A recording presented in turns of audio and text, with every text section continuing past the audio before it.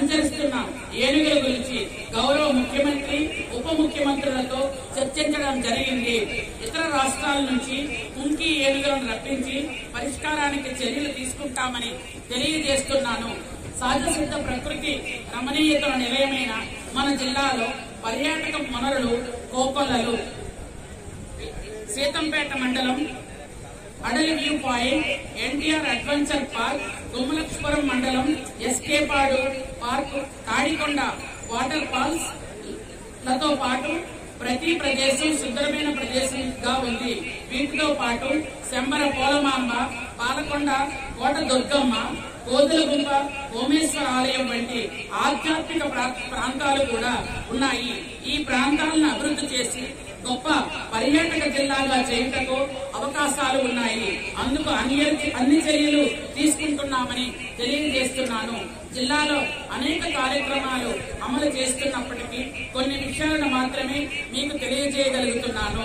జిల్లాలో అభివృద్ధి సంక్షేమ కార్యక్రమాలు, శాంతి భద్రతలను చక్కగా అమలు చేస్తున్న జిల్లా యంత్రాంగానికి హృదయపూర్వక అభినందనలు తెలియజేస్తున్నాను.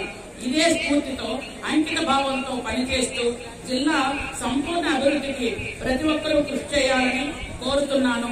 జిల్లా సర్వతోముఖాభివృద్ధికి సహకరిస్తున్న ప్రజలకు, ప్రజాప్రతినిధులకు, స్వచ్ఛంద సేవా సంస్థలకు, ఉద్యోగులకు, యువతకు, మహిళలకు, మీడియా ప్రతినిధులకు ధన్యవాదాలు తెలియజేస్తున్నాను.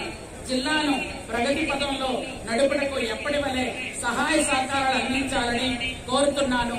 ఇంతటి అవకాశం ఇచ్చిన సాలూరు నియోజకవర్గ ప్రజలకు, నాకు ఈ రోజు ఇంత గౌరవప్రదమైనటువంటి స్థానం కల్పించిన ముఖ్యమంత్రి వర్యులకు సంతోషంగా కృతజ్ఞతలు తెలియజేసుకుంటున్నాను.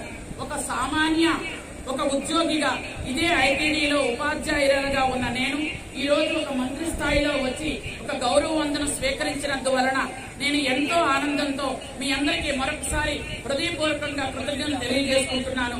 జై హింద్.